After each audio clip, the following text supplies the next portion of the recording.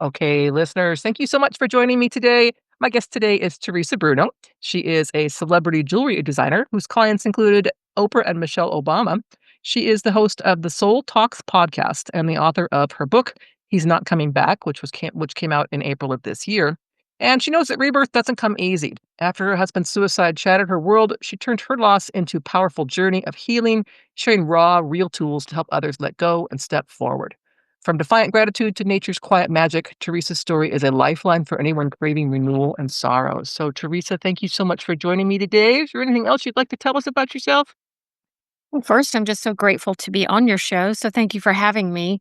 And, we have some similarities in our grief journey. Yours is a powerful one as well. And so I appreciate, I'm 5 years out and you're 20 something years out from suffering the suicide of a spouse. And, I just so appreciate what you're putting out in the world. And one of the things that became important to me about 3 years after my husband died was, as you have said, to make some sense of it, and I think a lot of us surviving major tragedies do try to, uh, shift it into something positive. Why did this happen to me? How can I change to make some sense of not necessarily change, but rewrite my story to make some sense of it? But it's not the easiest thing, in the world to do to begin to share your pain. So I just first and foremost want to say, Christine, you're amazing in Oh, what you have done. thank you. You I get so much out of what I do that is internal for me. So it's like it's not just a selfless thing. It's very I love what I do. I feel like I'm in a space I'm supposed to be in. Well, you're helping so many people, and I, am empowered just listening to your story, and, I love where your children are, and that gives me a lot of encouragement and hope for what I'm doing with my kids, and so just thank you. Thank you for having me, and thank you for the good work you do in the world. Thank you. So tell us a bit about your story. So you and your husband were married for how long? You had kids? Yeah, all the things, one marriage, for both of us, and, he was my peas and carrots. He was my very best friend, and, he was my advocate, he applauded. I'm a serial entrepreneur and, he just bless his heart. He just, from the time we were very young, I was very driven and, he was just always alongside, had 2 boys, and I thought we had a storybook life. Yeah. Like you, I came from a background of pretty severe childhood abuse and being moved around a lot and just things that had so much determination about, Mhm. um, living differently as an adult Yeah. and finding a relationship where I could grow old with that person and create a space for my kids that would be safe and would be fun. Um, and I thought we were doing that. I thought we had done that. But yes, after 29 years, my precious best friend husband took his life. And my life as I knew it ended that day. Everything I thought I had built, everything I valued, not everything. I mean, I was a spiritual person before. I'm on a deep spiritual path now, Mhm. but that spiritual path has changed. Sure. Um, but things like, and we talked about this earlier before the show, I was a very driven person. Success was one of the ways I'm sure, working hard was one of the ways that I said, I'm enough. Mhm. I'm okay. No matter what happened to me back there, this makes me feel like I'm enough. Mhm. And, and then, as a young woman with 2 little kids and this fabulous husband, and, I got wrapped up in the things that we often get wrapped up in, what car are we driving? What house do we have? What school are the kids going to? Who's in the best mommy group, just that doesn't even matter. But but all the things that kind of the trappings of success mattered to me. And I thought it was because I was smart and that I worked hard and I was living life well. And that wasn't really at all what that was about.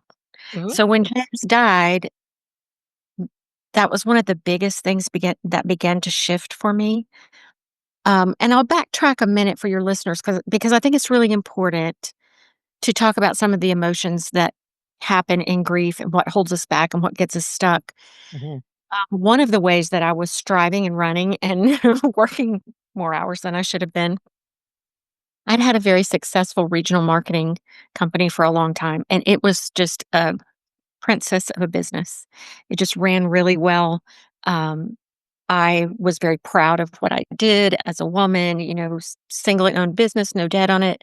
But somewhere along the line, I got bored and I decided to open another business. And that was a Cinderella business. I had not been trained in the jewelry design business. I've always been in the world of the arts, I've always been creative. And I was the creative nexus for that marketing firm. But the jewelry business just came out of the gate. It's a story that would take your whole podcast for me to tell, but I was on the front page of the New York Times Style section before I was even incorporated. I mean, I couldn't even you can't pay to get that press, you know? And Mrs. Obama read about it and wanted to wear the jewelry, and then 50 stores wanted it. I didn't even have any jewelry, it took off that way. And I had that business for 12 years, but, I had to close it. I had to shutter the business after 12 years due to just awful case of fraud. And I tell that story and that happened, and we were in the processes of closing the business, had 2 salons of my own, one in Birmingham, one in Houston, and I was in stores all over the US and a few in Europe, and we were in the process of shutting everything down, and it took about 10 months, and, so that was all done and completed in February of 2020, and, in March of 2020, COVID was announced. Mhm. So 2 things were happening inside of me. One was I carried so much shame coming out of the closure of that business. I couldn't it was the first big thing I'd failed at in a Mm. really huge public way. I got a lot of bad press on social media. Um, it was a very public closing. I couldn't believe I had let everybody down who had, just boosted me up and helped me have this Cinderella, kind of success. And I also think as a woman in business, we carry what we perceive as our failures in a way that sometimes guys don't. I would see, would go talk to multiple people who had had fraud cases, and they would just pop back. These guys would go, "Yeah, I lost millions of dollars. I had to shut down this, and I just got right back in the game." And here I was feeling like an absolute failure as a human being. Mhm. So that was, and then COVID happened, and we isolate. Can't talk to anybody, can't go see anybody, there's nobody around kinda keeping levity up. Mhm. 2 kids in college, can't come home. Um, and then a month later, James took his life. Mm. So I was walking into the worst betrayal of my life, already on my knees in shame and isolation. So when I talk about what it looked like, what grief and sorrow and just abject sorrow looked like in those early days, um, it was a compounding effect for me. I was digging up out of something that was really ugly and gross that had started earlier, and then James' suicide for me was all the ground I had ever known. It was everything I had built my life on. Yep. It was what I trusted more than anything. I trusted my life with him. I trusted our marriage. I trusted us as parents. That was the biggest trust I had in the world. Mhm. And I really didn't know how to walk in the world after that. Yeah. I was shattered. Yeah. And you probably heard from people. I know this one always got me, or still does to this day, where people say, "Well, I don't know how did you survive that? How did you come through that? You're such a strong person." My comment has always been, what was the alternative? I'm just curious, what else could I have done? But, that sort of thing. But yeah, I mean, the other thing that I wanted to comment, and I made myself a note as you were talking, is I get a lot of people that ask me when they're new to the grieving process, when's it going to get back to normal? When am I going to feel like I did? Yes, most. Yeah. And I always feel like I'm just deflating your balloon when I say there is no going back. There's just this new reality. There's no You can't go back to that life that you were just describing, it's not there anymore, right? It's not you can't rewind time and you can't change your memory of what it's like to survive all those things that you're describing and so on. So I think that's one of I like to talk about it is the question I get asked the most, yeah, and I'm honored to be able to walk alongside so many survivors these days because I have put myself out there at, started a podcast a year and a half ago. I'm only a year behind you. yeah, And I just wanted to open up the spaces for people to share their stories. It doesn't have to be my story, but what I've learned in my story is that every single person on this earth is suffering and surviving something. yes, yes, It doesn't have to be the suicide of a spouse. And so I just wanted to open up a space, just like you have, to talk about survival journeys. And then there came the book, and now there's the speaking tour, and so it all sort of, and now I'm coaching. But anyway, all that to say, I'm so honored to get to hear these stories and to get to walk alongside people who are suffering so deeply. They do always, always, always say, when will this end? How long will this pain last? And the way I've learned to think about it, and as you said, 5 years in, I'm still pretty much a newbie at this. I think of grief, um, it doesn't ever go away. I think about recreating and rewriting the story of my life that I am in the process of doing right now. And it's like I hold grief in one hand. It's like grief is one cup. right, And that cup doesn't ever go away. right. That cup always has to be held. And then in the other hand is what am I trying to become on the other side of the woman in the mirror? How am I rewriting the story? I do think the cup of grief gets easier to hold, It does. but it doesn't ever go away. Nope, nope. You become used to it. I used to talk about it as in, like, grief had a chair at the table, right? So no matter what I'm in the middle of, that's there. I can't ignore it. I can't try to move it. I can't try to get rid of it, and the more I try to, the harder it becomes. So, yeah, I think for me, my experience in working with other people who've been at it for as long as I have with deep grief is it's like a wound or like a scar, I guess, and you're just growing around it, right? Or well, just whatever. Like you see a tree that's got something that whatever. It's just that thing that just keeps going and going and going, but it just becomes part of who you are and what you know life is about, and you change. I mean, and it doesn't have to be all bad. I mean, I've changed in ways that, oh my goodness, I'm so thankful that I've made these changes. But would I go back in time and want to relive some of my grief experiences? No, I wouldn't. I would. However, they've made me who I am, and I'm happy with who I am. So there's that. I can try to make peace with it. So that's kind of I get what you're saying with that cup, that darn cup. You can't stick it in the cupboard and forget about it. It's got to keep on coming along, but it just becomes your I don't know your kindred spirit. That's just part of who you are. So yeah, I also like to say, and sometimes it's way too early in the grief process, but I will say it to your audience just as a hopeful point. Um, I've also learned, and I will say I probably didn't hear this calling or this voice for the first year and a half, maybe two. But I believe now, just like what has happened in your life so beautifully and what you've done with it, um, grief also comes with an invitation. mm, It comes with an invitation to, it's just like I said, so what are you going to do with this? Who do you want to be on the other side of this? Do you want to always just sit in this and weep and cry and feel victimized? Or do you want to take this as an invitation to rewrite?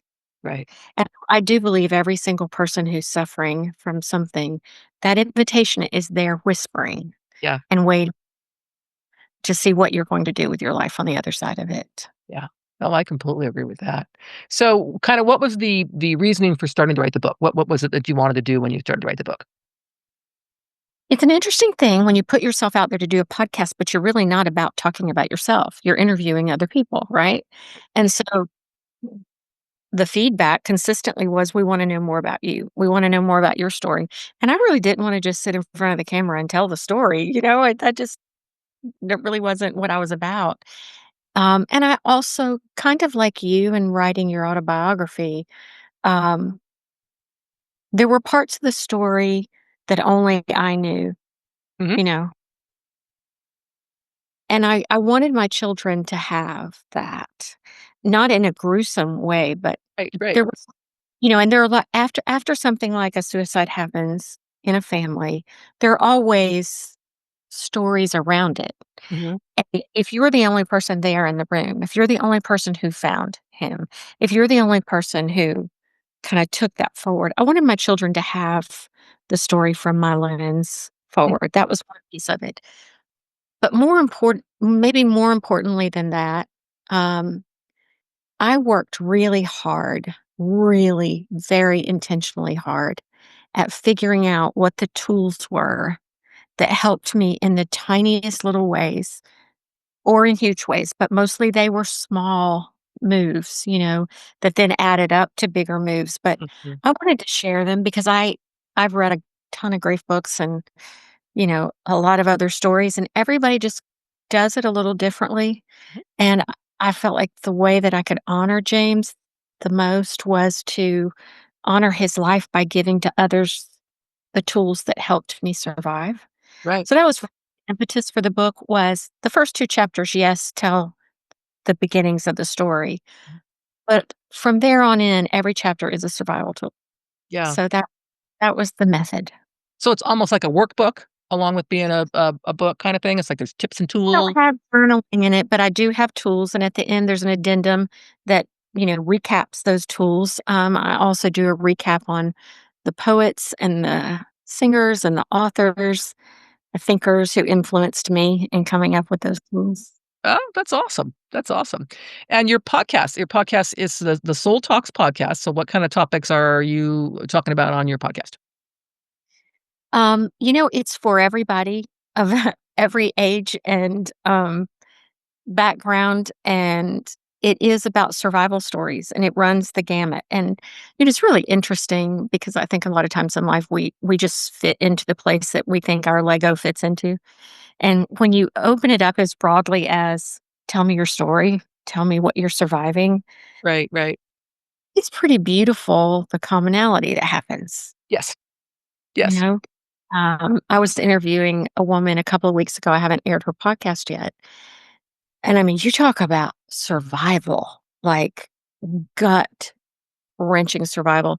She's the child of a pimp and a prostitute, came into this world with everything stacked against her.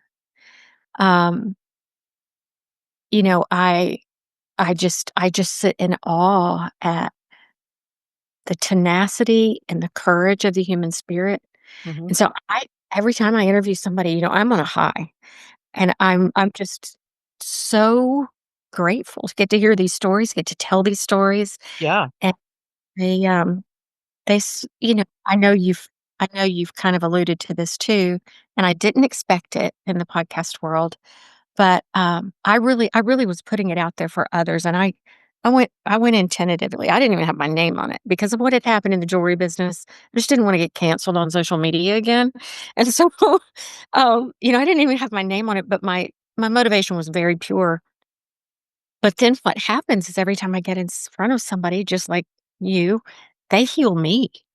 They help me with my journey, and that's just been beautiful. It's so powerful, and I don't you probably have the same experience I do where people will reach out to you after they've listened to one of your podcasts and really tell you how much it resonated with them because of some, mirroring of their own story, and it always I love when people do that, so anybody who is listening, if you have feedback like that, I love to hear it personally. Because it's like, "Oh my gosh, there's another soul in this world that really, truly got something Yeah. from that person sharing their story, and it wasn't just, we're not here for shock and awe at all. It's just exactly. It's like just, the healing part of it. And I happen to know from my own experiences that sharing my story and talking about it is a huge part of the healing process. And if I hadn't done that, but balled it all up inside or tried to pretend like it didn't happen and stick that cup of grief in the back cupboard and say, you're not coming back out again. I don't know health wise, mentally and physically where I'd be today because that's just so not wasn't able to move forward in that way at all. Yeah, I'd love to speak to that for a minute. I'm in 100% agreement, and I think one of the places and I felt this so powerfully. I had shame coming out of the jewelry business. I was isolated because of COVID. I lost everything I understood about life, so I'm sitting in shame and isolation and betrayal and sorrow and all the stuff. One of the things I learned, because I did not do this well, at all. The first year and a half, almost 2 years, I sat in that isolation. Yes, COVID, exacerbated it, Sure. but I did not wanna reach out. I did not wanna talk about it. I did not wanna share my story. I I didn't want people saying, "Why? Why did you do it? Didn't you know? Couldn't you have prevented it?" I didn't wanna talk about my shame, my failure that I was perceiving as a failure in the business, and that's what I think if I could give any tiny little encouragement to anybody suffering, it is please don't stay in isolation. No. Please reach out to people you trust, not just splattering, but if you have friends, one friend is enough. And if you have family who's supportive, because just like you said a minute ago, if you share your pain every time you share it, Mhm. it lessens its power. Yeah. Yeah. And when you can walk outside of isolation, I believe another thing that begins to happen in our spirits is that instead of being wrapped up in self-judgment, which I was completely in, you begin to have a little more self-acceptance because in sharing that pain, the person on the other side is usually pretty compassionate. And Yep. so you begin to see yourself not as such a terrible, horrible human being, but beginning to accept, okay, yeah, I've got shame coming out of this, but it wasn't really all my fault. I built this amazing business and let's applaud the successes of it, even if it only lasted 12 years. Right. So you reshape it with self-acceptance, and, that just seems to be a natural affect of sharing our pain and coming out of isolation, so that's one of those places, one of those tools I would just encourage anybody. Share your pain, please. It's so true, and I also would like to hear your thoughts on what listeners who are they have someone in their life who's maybe going through a really bad thing, like either the business loss, the death, suicide, any of those things in and of themselves, kinda what can they do? What would you recommend they do? What would have been helpful to you or was helpful to you or not helpful to you during that time as far as how to reach out? How do you help someone? Because I mean, I know in my life, I had many, many friends who've shared with me, we had no idea what to do. We just don't know what to do. So how do you tell someone what to do without me being in the midst of it having to tell, "Well, you could do this and you could do this," but what are some ideas you have? Yeah, there is, there was a wonderful man, a Buddhist monk, and he died a couple of years ago. His name, was Thich Nhat Hanh, and he wrote a lot about generous listening. And to me, the thing that any of us can do for anyone in our lives who is in pain, loss of job, loss of you know, a marriage, loss of a spouse, a child, loss of identity, all those things, because at some point we're suffering a lot of them. If you have somebody who can be just a generous listener, they don't need to have advice. They can't fix it.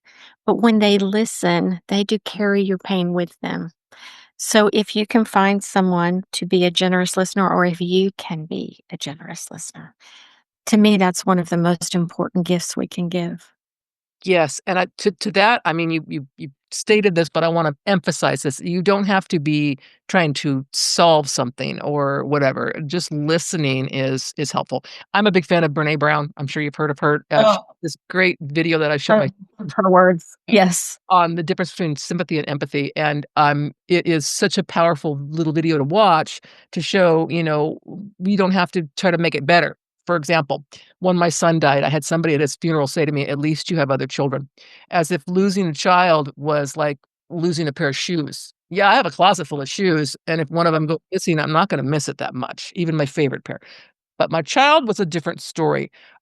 When my husband passed away, I had someone at the funeral say to me, "Well, at least you're young enough to, find a new partner." And I thought, like, I'm looking for one here in the funeral home. Let's see. I mean, it was just in hindsight, I could say really stupid, almost senseless comments, but people want to help. They think they're helping. So when you come up with that, at least you, that's the sympathy part, not the empathy part. So rather than try to say, well, at least you're young and oh, Teresa, at least you could do this, but no. Instead, listen and listen with that empathy and just listen, no judgment. You can't make it better. You can't fix it. You can't make it go back to the way it was. It's kind of the hardest thing I think for people who've never really been through abject grief, just don't understand when you talk to someone who has, is you can be in their space without, I mean, harming anything. You don't have to talk about other kids. Just shut up and listen. Exactly, please. No, I didn't get all of those because I did not lose a child, and I think that pain is just beyond explanation. I think it's hard to be a generous listener because we are wired, I think, especially as Westerners. I think there's so much of the Eastern culture that sits more in stillness and quiet and meditation and tends to listen a little quieter. We do want to fix it, Yeah. especially if things we're just designed to fix, I think. Mhm. So I don't think being a generous, compassionate, active listener is easy. One of the phrases I have learned that I think is helpful is just to say to the person on the other side, how can I be here for you today? Mhm. That you need from me today? And let them let you in. Mhm. I need you to go to the grocery store for me. I need you to run a hot bath and light some candles and take care of my kids for a minute, you know. But usually those of us in grief can say something. If you say, how can I be there for you Mhm. today? We'll give you something. Make me some coffee. I'm so exhausted. I can't even make my own coffee. Mhm. Yep. Yep. And to be open to whatever those things are. So if it's pick my kids up from school, take my dog for a walk, do my laundry. I mean, things that Mhm. may sound like not very glamorous things, but as we talked about before we started the show, all that life keeps going on, and you just have to keep on doing that stuff. I still have to feed my kids. I still have to walk the dog. I still have to do the laundry. Right? And so some of those real practical things I think are super helpful for someone to just jump in and say, "What can I help you with today?" Or bring some food or whatever, whatever. Just think of practical things. Don't just come and say at least you have something else still there. Just don't Yeah. don't do that. Don't do that. I love that. Be a generous listener. I think I wrote that down because I absolutely love that concept. So, we are going to put a link to your podcast as well as your book in the notes for this show, so people can find you, your show, and your book. I am looking forward to looking at your book myself, um, and so on. But is there anything else you'd like to share with our listeners today before we end? Oh gosh. I would say I I think in grief, I think in any kind of survival, we're always looking for what's down the road Yeah. and when we'll be over it or better or so much better and I would say to you, if you're listening to this podcast, you've already come so far because you're seeking help. And Mhm. I'll say celebrate the little wins. Celebrate how far you've already come. Yes. Really look at the fact that you're standing up. You turned this on. You're Mm. seeking help. And I would say to your listeners, celebrate today. Yeah. Yeah. That's very powerful. Very powerful. I love that. Well, Teresa, thank you so much for being my guest today. It has been an absolute pleasure to chat with you and to learn from you. As I always do from every one of my guests, I learned something and I really appreciate your time. Well, I've been honored. And again, thank you for what you do.